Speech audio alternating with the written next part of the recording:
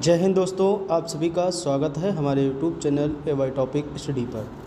तो दोस्तों, इस वीडियो में हम जीव विज्ञान के 200 प्रश्नों को हम देखेंगे, जो कि ल्यूसेंट्स की किताब से लिया गया है।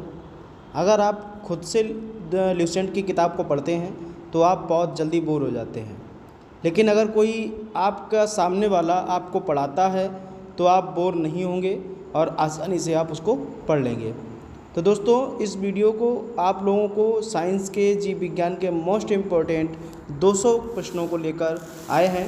यह प्रश्न जो है 100% आप लोगों के किसी भी प्रकार के एग्ज़ाम में देखने को मिल सकते हैं। हाँ, मैं वीडियो को जैसे कि देखा जाए तो जैसे कुछ बच्चे हमारे अभी श्रेष्ठा की तैयारी कर रहे हैं, तो ये वीडियो उनके लिए बहुत ही महत्वपूर्ण रहने वाली है। बाकी और यहाँ ये वीडियो बाकी सभी एग्ज़ामों के लिए भी बहुत ही महत्वपूर्ण रहने वाली है। तो चलिए देरी ना करते हुए आज की वीडियो की शुरुआत करते हैं। और हाँ, आप लोग अगर हमारे चैनल पर नए हैं तो सबसे पहले हमारे चैनल को सब्सक्राइब कर लीजिएगा, ताकि हमारी हर वीडियो की नोटिफिकेशन आप तक सबसे पहले पहुंच सके। तो चलिए देरी ना करते हुए स्टार्ट करते हैं। आज का जो देखो पहला क्वेश्चन हमारा कह रहा है कि मनुष्य के जीवन काल में कितने दांत 2 बार विकसित होते हैं। तो दोस्तों, इसका जो राइट आंसर आपका 20 है, ध्यान रखिएगा। आपका अगला सवाल है, मानव शरीर में पाचन का अधिकांश भाग किस अंग में संपन्न होता है। तो इसका रहेगा छोटी आंत। ध्यान रखिएगा, मानव शरीर में पाचन का अधिकांश भाग किस अंग में संपन्न होता है? छोटी आंत में संपन्न होता है। आपका अगला सवाल है तीसरा कि मनुष्य में पाचन क्रिया कहाँ प्रारंभ होती है। तो दोस्तों, इसका आंसर रहने वाला है मुख। मनुष्य में पाचन क्रिया मुख से प्रारंभ होती है। आपका अगला सवाल है, सर्वप्रथम रक्त परिसंचरण तंत्र का अध्ययन किसने किया था। तो इसका राइट आंसर रहेगा आपका हार्वे। सर्वप्रथम रक्त परिसंचरण तंत्र का अध्ययन किसने किया था? हार्वे ने किया था। आपका देखिए अगला है, पेस मेकर का संबंध किससे है। तो दोस्तों, इसका राइट आंसर रहेगा हृदय से। किससे है? हृदय से। पेस मेकर का संबंध हृदय से है। चलिए आपके अगले सवाल हैं, पेस मेकर का कार्य क्या होता है। पेस मेकर का कार्य क्या होता है? तो पेस मेकर का कार्य होता है दिल की धड़कन प्रारंभ करना। क्या होता है? दिल की धड़कन प्रारंभ करना। अगला आपका है, गति प्रेरक किससे संबंधित है। तो गति प्रेरक हृदय से संबंधित है। गति प्रेरक हृदय से संबंधित है। आपका अगला सवाल है, किनकी भित्तियों पर रक्त द्वारा डाले गए दबाव को रक्तदाब कहते हैं। तो ये रहेगा आपका धमनी। धमनी जो है उस पर हम लोग दबाव डालते हैं तो उसे रक्तदाब कहते हैं। तो आपका अगला है कि सोते समय रक्तदाब में क्या परिवर्तन होता है। तो सोते समय रक्तदाब में जो है वो घटता है, हमेशा क्या होता है? घटता है। आपका अगला है कि मानव रुधिर का पीएच मान कितना है। तो मानव रुधिर का पीएच मान रहेगा 7.4। तो आपका अगला सवाल है, मानव रक्त प्लाज्मा में प्रायः पानी की प्रतिशत मात्रा में कितनी भिन्नता होती है। तो इसका रहेगा 80 से 80%। आपका अगला है सवाल है कि रक्त में पाई जाने वाली धातु है। तो लोहा रहेगा इसका। रक्त में पाई जाने वाली धातु लोहा है। आपका अगला देखिए सवाल, रक्त का शुद्धिकरण कहाँ होता है। रक्त का शुद्धिकरण कहाँ होता है। तो रक्त का शुद्धिकरण होता है वो किडनी से होता है। रक्त का शुद्धिकरण किडनी से होता है। आपका अगला सवाल है, अधिकतम पोषक तत्व रक्त में कहाँ से अवशोषित किए जाते हैं। तो यह आपका रहेगा छोटी आंत से। आपका अगला सवाल है, लार में कौन सा एंजाइम पाया जाता है। तो लार में टाइलिन नामक एंजाइम पाया जाता है। टाइलिन, ठीक है, ध्यान रखिएगा। आपका अगला सवाल है कि पेट में भोजन को पचाने के लिए किसकी खास आवश्यकता होती है। पेट में भोजन को पचाने के लिए एंजाइम की आवश्यकता होती है। किसकी आवश्यकता होती है? एंजाइम की आवश्यकता होती है। आपका अगला सवाल है कि लार किसके सहायक होती है? तो लार जो है वो स्टार्च के पाचन में सहायक होती है। तो आपका अगला सवाल है कि मानव के आमाशय में अम्ल X उत्पन्न होता है जो भोजन के पाचन में सहायता करता है, X है, तो वो रहेगा इसका हाइड्रोक्लोरिक अम्ल। चलिए आपका अगला सवाल है, क्रेब्स चक्र में किसका संश्लेषण होता है? तो पायरुविक अम्ल का संश्लेषण होता है, किसका? पायरुविक अम्ल का। चलिए आपका अगला सवाल है, मानव शरीर में खून के शुद्धिकरण की प्रक्रिया को क्या कहते हैं हम लोग? तो मानव शरीर के शुद्धिकरण खून की प्रक्रिया को हम लोग डायलिसिस कहते हैं। चलिए आपका अगला सवाल है, पेप्सिन बदल देता है क्या? पेप्सिन क्या बदलता है? प्रोटीन को पॉलीपेप्टाइड में बदल देता है। क्या बदल देता है? किसको बदल देता है? प्रोटीन को। किसमें? पॉलीपेप्टाइड में। ध्यान रखिएगा, पेप्सिन जो है। चलिए आपका अगला सवाल है, पाचन क्रिया में प्रोटीन किस पदार्थ में बदल जाते हैं? तो पाचन क्रिया में प्रोटीन जो है वो अमीनो अम्ल के मतलब बदल जाते हैं, अमीनो अम्ल पदार्थ में। आपका अगला सवाल है, वह अंग कौन सा है जो मानव शरीर में ग्लाइकोजन के रूप में कार्बोहाइड्रेट को जमा करता है? तो वह जो शरीर का अंग है वो यकृत रहेगा। यकृत अंग है वो ऐसा अंग है जो मानव शरीर में ग्लाइकोजन के रूप में कार्बोहाइड्रेट को एकदम जमा कर देता है। चलिए आपका अगला सवाल है, पित्त किसके द्वारा पैदा किया जाता है?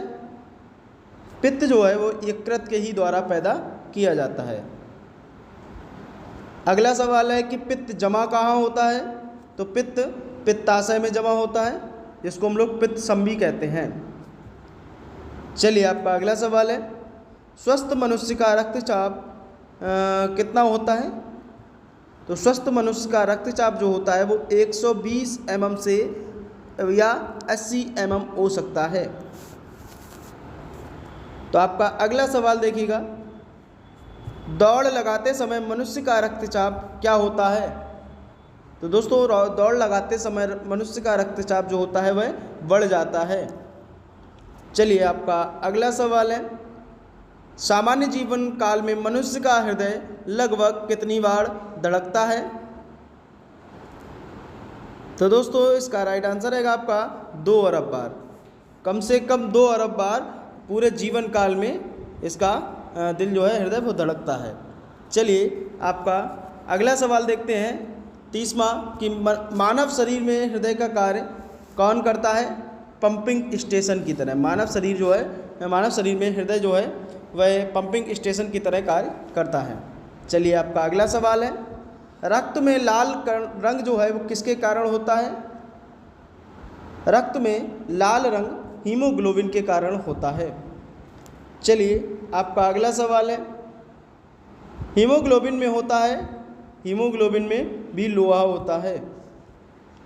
चलिए आपका अगला सवाल है, शरीर में हीमोग्लोबिन का कार्य क्या होता है? तो दोस्तों शरीर में हीमोग्लोबिन का कार्य ऑक्सीजन का परिवहन करना। आपका अगला सवाल है, हीमोग्लोबिन किसका महत्वपूर्ण घटक है? तो दोस्तों हीमोग्लोबिन आरबीसी का महत्वपूर्ण घटक है। चलिए आपका अगला सवाल है, हीमोग्लोबिन का कार्य क्या होता है? तो दोस्तों हीमोग्लोबिन का कार्य मैंने अभी बताया, ऑक्सीजन को ले जाना। चलिए आपका अगला सवाल है, किसकी सहायता से रक्त द्वारा ऑक्सीजन ले जाया जाता है? तो दोस्तों लोहित कोशिकाओं के द्वारा हम लोग क्या है हमारे शरीर में रक्त मतलब लोहित कोशिकाओं के द्वारा ऑक्सीजन ले जाया जाता है। चलिए आपका अगला सवाल है, जब कोई बाहरी पदार्थ मानव शरीर या मानव रुधिर प्रणाली में प्रविष्ट होता है तो प्रतिक्रिया कौन करता है? तो दोस्तों ये WBC है वह प्रतिक्रिया करता है। चलिए आपका अगला सवाल है कि लाल रक्त कणिकाएँ, जिनको हम RBC भी कहते हैं और WBC को हम लोग कहते हैं सफ़ेद रक्त कणिकाएँ, ठीक है, ध्यान रखिएगा। लाल रक्त कणिकाएँ RBC कहाँ उत्पन्न होते हैं? तो ये जो होते हैं वो अस्थि मज्जा में उत्पन्न होते हैं। चलिए आपका अगला सवाल है कि किसको RBC का कब्रिस्तान कहा जाता है? तो प्लिया को हम लोग आरबीसी का कब्रिस्तान कहते हैं। अगला सवाल है कि मनुष्य की लाल रक्त कोशिकाओं का जीवन काल कितना होता है? तो मनुष्य की लाल रक्त कोशिकाओं का जीवन काल 120 दिन का होता है। चलिए आपका अगला सवाल है, पचे हुए भोजन में मौजूद विषैले पदार्थ का कौन सा अंग चूषण करता है? तो दोस्तों इसका राइट आंसर रहेगा यकृत। चलिए आपका अगला सवाल है, मानव शरीर में लाल रक्त कण का निर्माण कहाँ होता है? तो मानव शरीर में लाल रक्त कण का निर्माण अस्थि मज्जा में होता है, मैंने अभी बताया था। चलिए आपका अगला सवाल है कि लाल रुधिर कणिकाओं का उत्पादन किसके द्वारा होता है? तो दोस्तों लाल रुधिर कणिकाओं का उत्पादन अस्थि मज्जा के ही द्वारा होता है। चलिए आपका अगला सवाल है, उच्च उन्नतांश पर मानव शरीर में आरबीसी की संख्या क्या होती है? वो बढ़ जाती है उच्च उन्नतांश में। आपका अगला सवाल कह रहा है 45वां कि सफ़ेद रक्त कण जिनको हम लोग WBC का कहते हैं, तो उसका मुख्य कार्य क्या होता है? तो दोस्तों उसका मुख्य कार्य होता है रोग प्रतिरोधक का क्षमता का धारण करना। क्या? रोग प्रतिरोधक क्षमता धारण करना। चलिए आपका अगला सवाल है, मनुष्य में मेरुदंड से कितनी जोड़ी तंत्रिका निकलती हैं? तो दोस्तों मनुष्य में मेरुदंड से 31 जोड़ी तंत्रिकाएं निकलती हैं। चलिए आपका अगला सवाल है कि प्रतिवर्ती क्रियाओं का नियंत्रण केंद्र कहाँ पर है? तो दोस्तों प्रतिवर्ती क्रियाओं का नियंत्रण केंद्र जो है वो कशेरुक रज्जु में होता है, जो कि रीढ़ की हड्डी बोली जाती है, इसमें पाया जाता है उसका केंद्र। चलिए आपका अगला सवाल है, स्तनधारी किसमें यूरिया बनाते हैं? तो दोस्तों स्तनधारी जो है वो लीवर में या यकृत में यूरिया बनाते हैं। चलिए आपका अगला सवाल है कि मानव शरीर में सबसे छोटी अंतःस्रावी ग्रंथि कौन सी है? तो दोस्तों मानव शरीर में अब्दु ग्रंथि सबसे छोटी मानी जाती है। चलिए आपका अगला सवाल है, मूत्र का पीला रंग किसकी मौजूदगी के कारण होता है? तो दोस्तों यूरोक्रोम के कारण होता है। चलिए आपका अगला सवाल है, गुर्दे का कार्यात्मक यूनिट क्या है? गुर्दे का कार्यात्मक यूनिट नेफ्रॉन होता है। चलिए आपका अगला सवाल है, किसकी कुशक्रिया के कारण मानव शरीर में मिक्सिडीमा होता है? तो दोस्तों अब्दु ग्रंथि के जो सबसे छोटी ग्रंथि मानी जाती है, उसी के कारण मानव शरीर में मिक्सिडीमा पाया जाता है। चलिए आपका अगला सवाल है, मानव शरीर के भीतर खून की किसकी उपस्थिति के कारण नहीं जमता है? तो दोस्तों मानव शरीर में हिपेरिन के कारण जो है वो खून नहीं जमता है। चलिए आपका अगला सवाल है, रुधिर के प्लाज्मा में किसके द्वारा एंटीबॉडी निर्मित होती है? तो लिपोसाइट के द्वारा वो है निर्मित होती है। चलिए आपके अगला सवाल है कि एंटीजन जिनको हम लोग प्रतिजन कहते हैं, एक ऐसा पदार्थ है जो प्रतिरक्षी का निर्माण को बढ़ावा देता है। चलिए आपका अगला सवाल है, आयोडीन युक्त हार्मोन कौन सा है? तो वो रहेगा थायरॉक्सिन। चलिए आपका अगला सवाल है, मानव के श्वेत रक्त कणों का व्यास कितना होता है लगभग? तो दोस्तों 0.07 mm होता है। चलिए आपका अगला सवाल है, अपोहन का प्रयोग किस क्रिया को पूरा करने के लिए होता है? तो दोस्तों वृक्क की क्रिया को पूरा करने के लिए होता है। का अगला सवाल है, स्वेदन किसके लिए महत्वपूर्ण है? तो स्वेदन जो है वो शरीर के तापमान के नियंत्रित करने के लिए होता है। चलिए आपका अगला सवाल है, सामान्यतः निषेचन कब होता है? तो दोस्तों सामान्यतः निषेचन गर्भाशय में होता है। चलिए आपका अगला सवाल है, एमनियोसेंटोसिस एक तरीका है जो बताता है भ्रूण का लिंग। चलिए आपका अगला सवाल है, मानव शरीर में रक्तचाप नियंत्रित होता है? तो मानव शरीर में रक्तचाप अधिवृक्क ग्रंथि के कारण नियंत्रित होता है? चलिए आपका अगला सवाल है, जीवन रक्षक हार्मोन किस ग्रंथि में से स्रावित होता है? तो वो रहेगा एड्रेनल के कारण होता है। चलिए आपका अगला सवाल है, मानव शरीर की किस ग्रंथि को मास्टर ग्रंथि भी कहते हैं? तो दोस्तों उसका नाम है पीयूष ग्रंथि। उस पीयूष ग्रंथि को ही हम लोग मास्टर ग्रंथि भी कहते हैं। चलिए आपका अगला सवाल है, मनुष्य के शरीर की सबसे छोटी ग्रंथि कौन सी है? तो दोस्तों मनुष्य के शरीर की सबसे छोटी ग्रंथि पिट्यूटरी है। चलिए आपका अगला सवाल है, गर्भाशय में शिशु के विकास की जानकारी हेतु किसका प्रयोग किया जाता है? तो दोस्तों अल्ट्रासाउंड का प्रयोग किया जाता है। चलिए आपका अगला सवाल है, भ्रूण के प्रकाश के लिए किस अंग के द्वारा खाद्य की पूर्ति की जाती है? तो दोस्तों बीजांडासन के द्वारा। चलिए आपका अगला सवाल है, स्त्रियों की नसबंदी को कहा जाता है? स्त्रियों की नसबंदी को हम लोग ट्यूबैक्टोमी कहते हैं।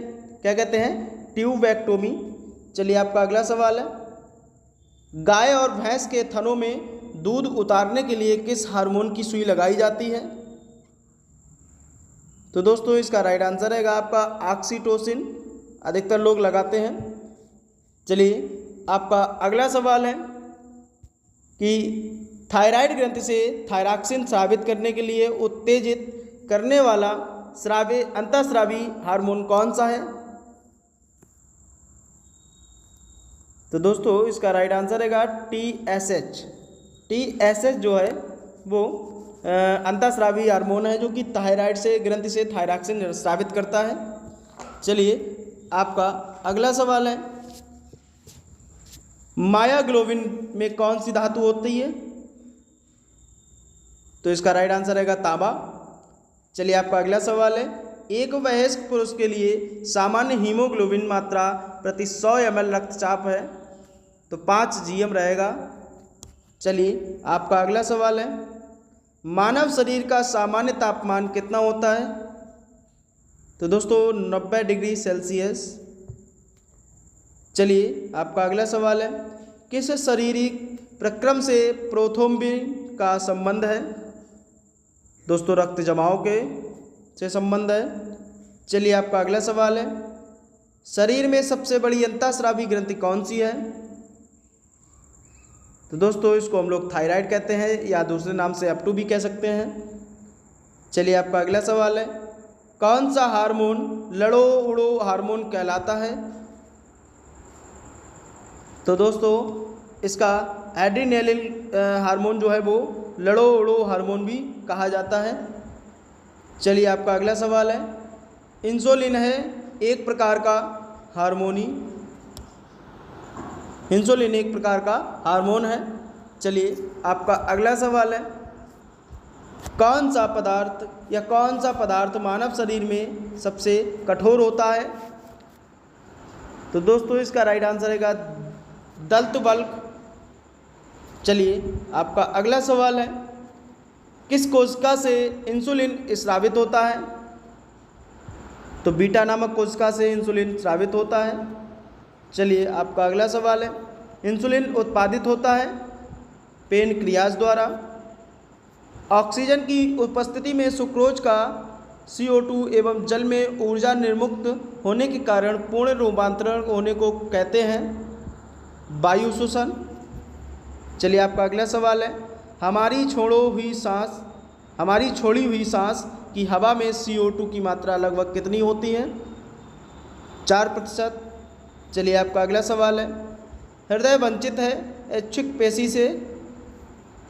चलिए आपका अगला सवाल है, मनुष्य में त्वचा किस स्थान पर सबसे अधिक मोटी होती है? तलुए पर। चलिए आपका अगला सवाल है, मानव शरीर का सबसे बड़ा अंग कौन सा है? फेफड़ा। चलिए आपका अगला सवाल है, मानव का त्वचा को रंग देने वाला वर्णक मेलानिन। चलिए आपका अगला सवाल है, कंडरा जोड़ता है पेशी की या पेशी को हड्डी से। चलिए आपका अगला सवाल है, मानव शरीर में कौन सी ग्रंथि होती है जिसका संबंध शरीर की उत्तेजना से होता है? अधिवक्र ग्रंथि। चलिए आपका अगला सवाल है, आदमी के कंठ के किस भाग को अवटु या उद्रद कहा जाता है? तो थायराइड उपास्थि। चलिए आपका अगला सवाल है, मानव का मस्तिष्क लगभग कितने ग्राम का होता है? 1350। चलिए आपका अगला सवाल है, मानव शरीर में सबसे लंबी अस्थि उरुवस्तु है।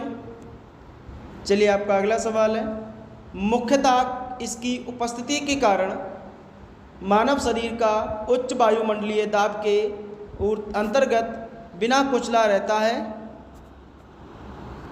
कोशिकाओं में तरल। चलिए आपका अगला सवाल है, आँख के रेटिना की परंपरागत कैमरा के निम्नलिखित में से किस भाग से तुलना की जा सकती है? तो फिल्म से। चलिए आपका अगला सवाल है, रक्त जमाने में या रक्त जमने में किस तत्व की मुख्य भूमिका होती है? तो Ca की।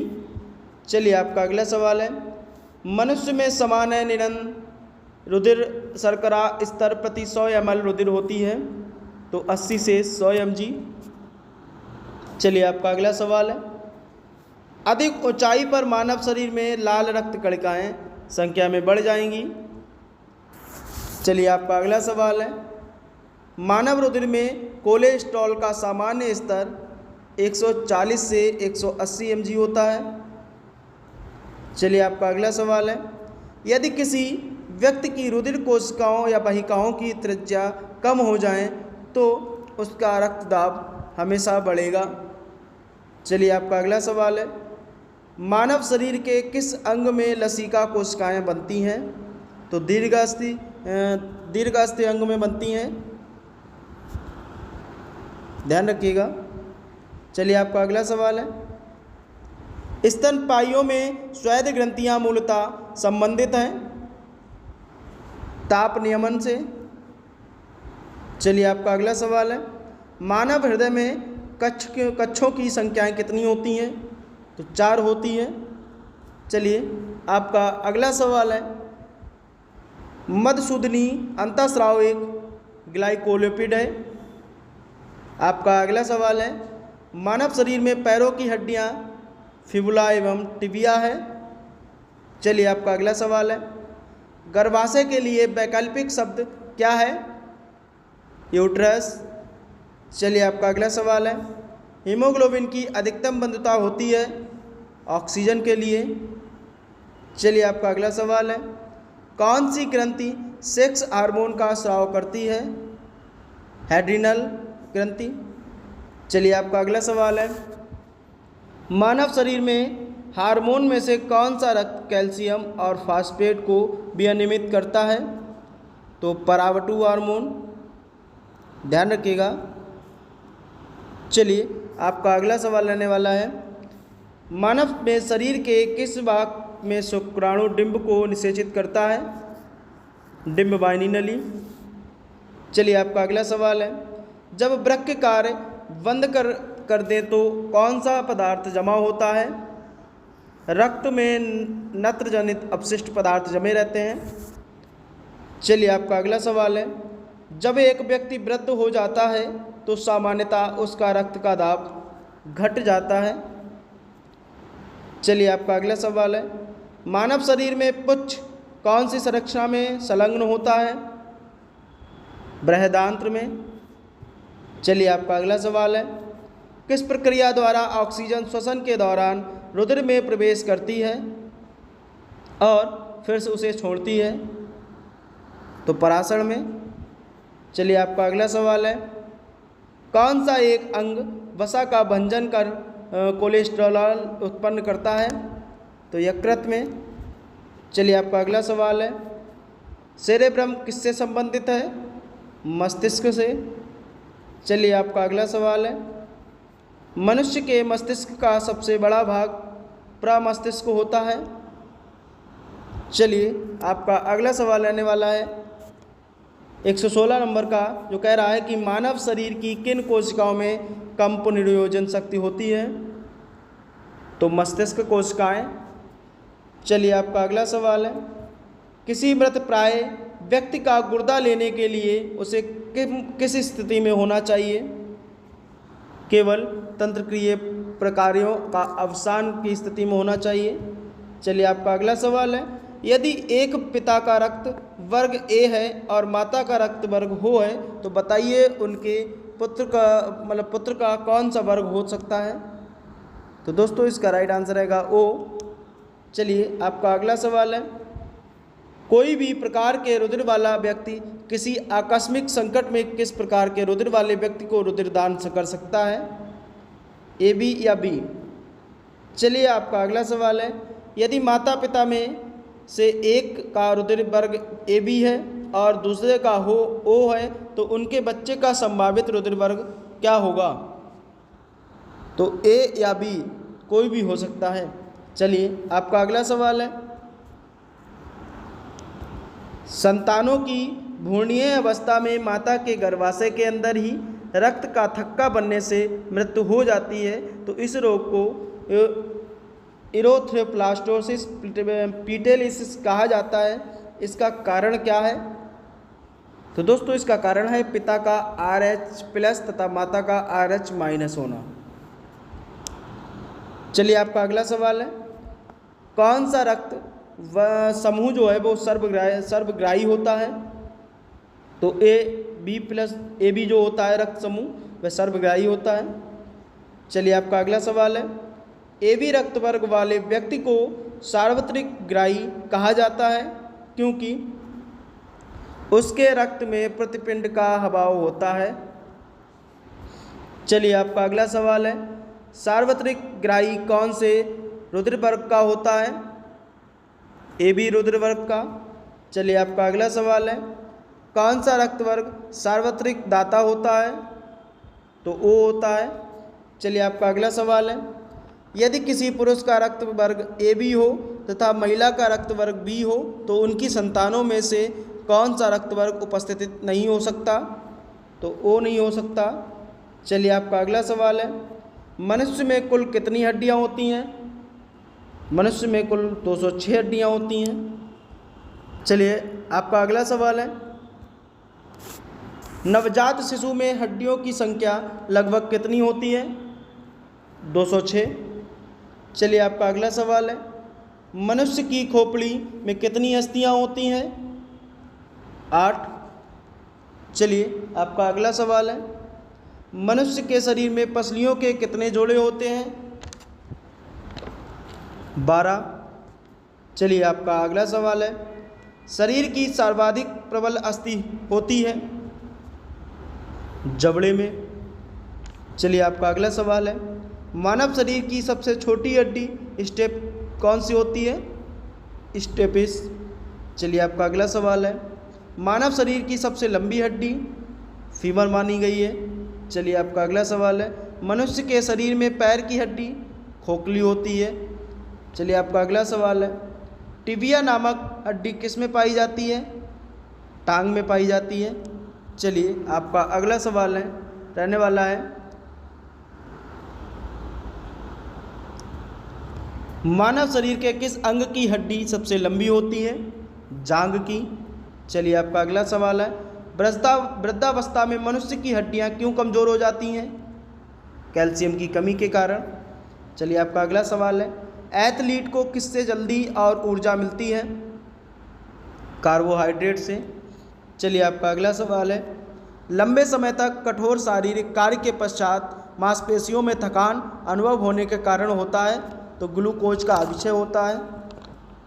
चलिए आपका अगला सवाल है, रक्त ग्लूकोज स्तर सामान्यतः व्यक्त किया जाता है भाग प्रति मिलियन में। चलिए आपका अगला सवाल है, शरीर में ऊतकों का निर्माण किससे होता है। प्रोटीन से। चलिए आपका अगला सवाल है, प्रोटीन को माना जाता है शरीर का निर्माण करने वाला। चलिए आपका अगला सवाल है, एंजाइम मूल रूप से क्या है। प्रोटीन। चलिए आपका अगला सवाल है, जैविक सिस्टम में रासायनिक क्रिया की प्रक्रिया को तेज करने में उत्तरदायी पदार्थ एंजाइम होता है। चलिए आपका अगला सवाल है, सोयाबीन में प्रोटीन का प्रतिशत होता है 42%। चलिए आपका अगला सवाल है, कैप्सूल का आवरण बना होता है स्टार्च का। चलिए आपका अगला सवाल है, शहद का प्रमुख घटक फ्रक्टोज है। चलिए आपका अगला सवाल रहने वाला है,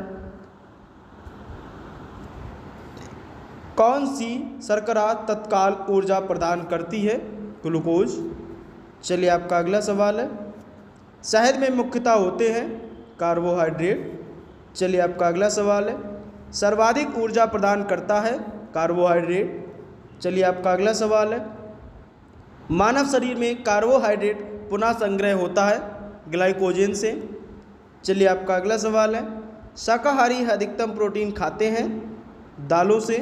चलिए आपका अगला सवाल है, प्रोटीन का सर्वप्रथम स्रोत है सोयाबीन। चलिए आपका अगला सवाल है, मानव शरीर में वसा जमा होता है वसा ऊतक में। चलिए आपका अगला सवाल है, ऊंट बिना पानी के कुछ दिनों तक मरुस्थल में रहता है, ऐसा वह कर पाता है अपने कुवड़ में जमा किए गए चिकनाई का प्रयोग करके। चलिए आपका अगला सवाल है, दांतों में क्या होता है? कैल्शियम। चलिए आपका अगला सवाल है, किस तत्व का संबंध दांतों की विकृत के साथ है? फ्लोरीन। चलिए आपका अगला सवाल है, हृदय की धड़कन को नियंत्रित करने के लिए कौन सा खनिज आवश्यक है? पोटेशियम। चलिए आपका अगला सवाल है, सागरीय खरपतवार किसका महत्वपूर्ण स्रोत है? तो दोस्तों इसका शैवाल है। चलिए आपका अगला सवाल है, आयोडीन का सर्वप्रथम स्रोत शैवाल है। चलिए आपका अगला सवाल है, उपस्थिति तथा हड्डियों के निर्माण और संपोषण में आवश्यक तत्व होता है कैल्शियम। चलिए आपका अगला सवाल है, दासृकाश का अरक्तता रोग किसकी असामान्यता के कारण होता है? तो आरबीसी के कारण होता है, जिसको हम लाल रुधिर कोशिका कहते हैं। चलिए आपका अगला सवाल है, प्रचुरतम मात्रा में खाद्य प्रोटीन के दो स्रोत कौन से हैं? एक सोयाबीन, दूसरा मूंगफली।